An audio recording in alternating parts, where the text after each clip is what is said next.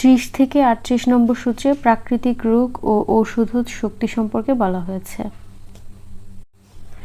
সূত্র 30, মানবদেহ এর সুস্থ অবস্থায় প্রাকৃতিক ব্যাধি শক্তি অপেক্ষা ওষুধ কর্তৃক খুব বেশি শক্তিশালীভাবে পীড়িত হয় বলে প্রতীয়মান হয়।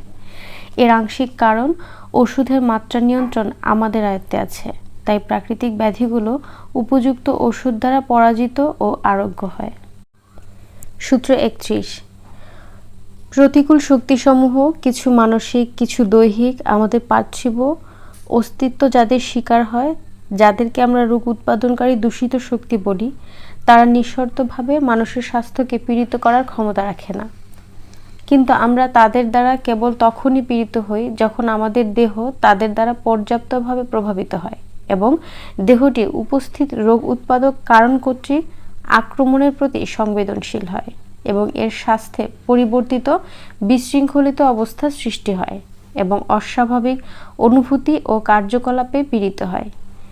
সেই কারণে তারা অর্থাৎ রোগ শক্তি প্রত্যেক ব্যক্তির মধ্যে রোগ উৎপাদন করে না কিংবা সব সময় করে না।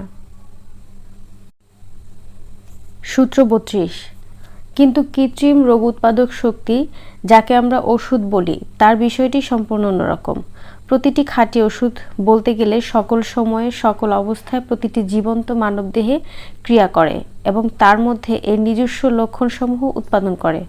স্পষ্টভাবে বোধগম্য হয় যদি মাত্রাটি পর্যাপ্ত বৃহৎ হয়। ফলে স্পষ্টতই প্রত্যেক মানবদেহে আক্রান্ত হতে দায়বদ্ধ এবং যেন জীবন্ত মানবদেহ সকল সময়ে ওষুধ কর্তৃক সংক্রমিত হয় এবং নিরঙ্কুশভাবে, নিঃশর্তভাবে। পূর্বেও যা বলেছি, প্রাকৃতিক ব্যাধির ক্ষেত্রে কোনো প্রকারেই তা হয় না। সূত্র 33, এ তথ্য মোতাবেক এটা অনস্বীকার্যভাবে সকল অভিজ্ঞতা দ্বারা প্রমাণিত হয় যে জীবন্ত মানবদেহ ওষুধ কর্তৃক খুব বেশি অভিভূত হয় এবং ওষুধের ক্রিয়াধীন হওয়ার প্রবণতা এবং ওষুধ কর্তৃক মানুষের স্বাস্থ্য বিশৃঙ্খলিত হওয়ার প্রবণতা রোগ উৎপাদক অনিষ্টকর শক্তি এবং সংক্রামক রোগবিধসমূহ কর্তৃক পীড়িত হওয়ার প্রবণতা অপেক্ষা অনেক বেশি। অন্যভাবে বলা যায় যে রোগ উৎপাদক অনিষ্টকর শক্তিসমূহের মানব স্বাস্থ্যকে ব্যাধিগতভাবে বিশৃঙ্খলিত করার যে ক্ষমতা আছে তা অধস্থ এবং শর্তযুক্ত, খুবই শর্তযুক্ত। পক্ষান্তরে ঔষধি শক্তিসমূহের ক্ষমতা নিরঙ্কুশ, নিঃশর্ত এবং রোগশক্তির চেয়ে অধিকতর শ্রেষ্ঠ। সূত্র 34, ওষুধ কর্তৃক উৎপাদনীয় কৃত্রিম ব্যাধিগুলোর শক্তি বেশি। যা হোক, প্রাকৃতিক ব্যাধি আরোগ্যের তাদের ক্ষমতার একমাত্র কারণ নয়। যাতে তারা আরোগ্য করতে পারে তার জন্য সর্বাগ্রে আবশ্যক যে রোগ আরোগ্য করতে হবে যদ্দূর সম্ভব তার সদৃশ কৃত্রিম রোগ সুস্থ মানবদেহে উৎপাদন করার যোগ্য তাদের হতে হবে, যা কিছুটা বেশি শক্তির সাহায্যে স্বতঃপ্রবৃত্ত জীবনসত্তাকে খুব সদৃশ রুগ্ন অবস্থায় রূপান্তর করে, যা স্বয়ং কোনরূপ চিন্তা এবং জ্ঞান সাধ্য নয়। এটি শুধুমাত্র আড়ালি করে না, কিন্তু ধ্বংস করে এবং ওই উপায়ে প্রাকৃতিক ব্যাধি কর্তৃক সৃষ্ট বিশৃঙ্খলা নির্মূল করে। তা এত সত্য যে সাবেক কোনো ব্যাধি আরোগ্য হতে পারে না, এমনকি স্বয়ং প্রাকৃতিক কর্তৃক। নতুন বিসদৃশ ব্যাধির সান্নিধ্য দ্বারা তা হতে পারে না, এমনকি স্বয়ং প্রকৃতি কর্তৃক, তা যতই শক্তিশালী হোক। এবং ঠিক তদ্রূপ সুস্থ শরীরের সদৃশ রুগ্ন অবস্থা উৎপাদন করার অযোগ্য কোনো ওষুধের সাহায্যেও কোনো রোগ আরোগ্য হতে পারে না।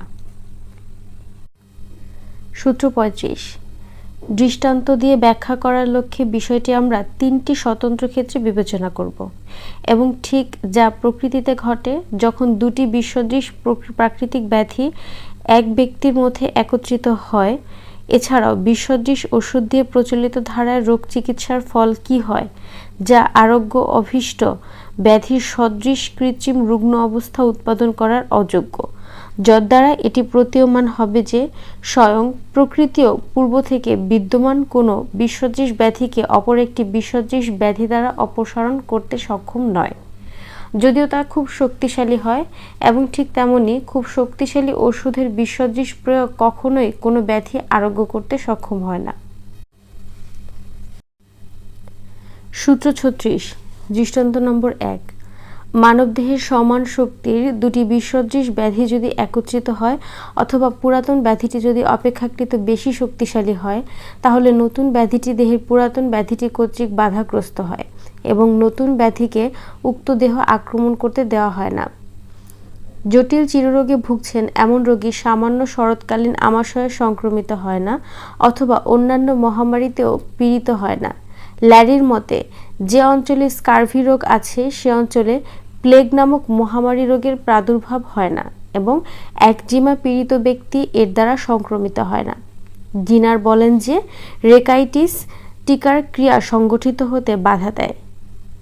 ফুসফুসের ক্ষয়রোগে যারা ভুগছেন তারা খুব ভয়াবহ নয় এমন প্রাকৃতিক মহামারী জ্বরে আক্রান্ত হয় না, বলেছেন ভন হিলডেনব্র্যান্ড।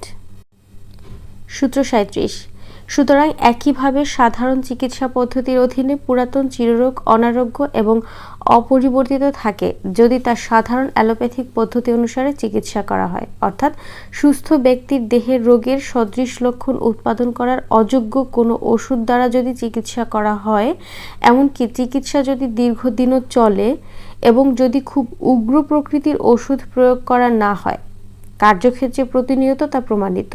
সুতরাং দৃষ্টান্তমূলক উদাহরণ নিষ্প্রয়োজন। সূত্র 38। দৃষ্টান্ত নম্বর 2।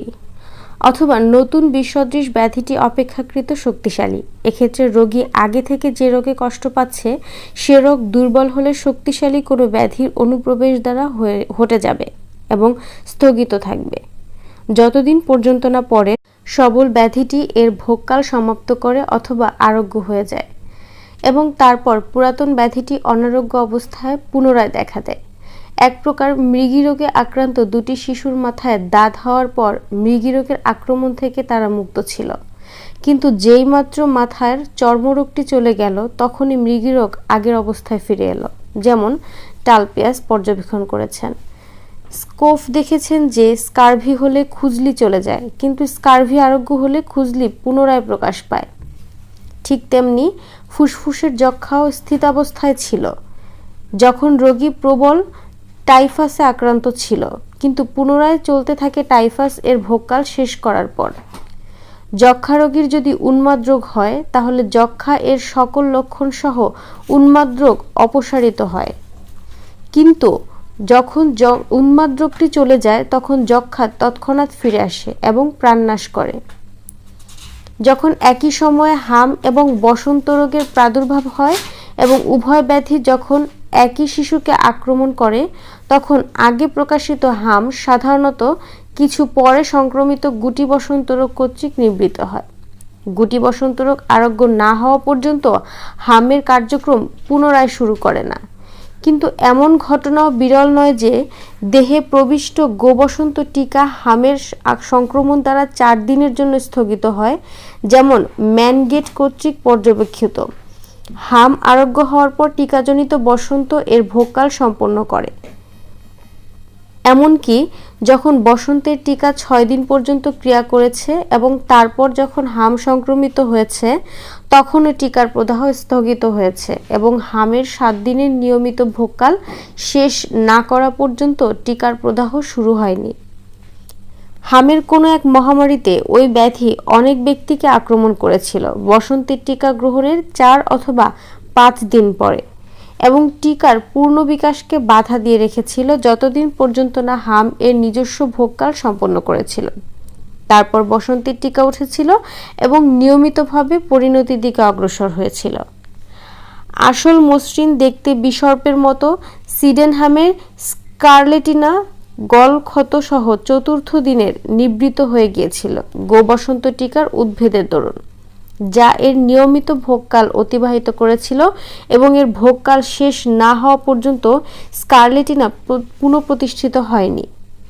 কিন্তু অন্য এক সময় সম্ভবত উভয় ব্যাধি সমান শক্তির ছিল, তাই গোবসন্ত বীজের টিকা ক্রিয়ার 8ম দিনে সিডেনহামের মসৃণ আসলো স্কারলেটিনার আক্রমণে স্থগিত হয়েছিল এবং টিকার চক্রাকার লাল উদ্ভিদ স্কারলেটিনা আরোগ্য না হওয়া পর্যন্ত অদৃশ্যই ছিল।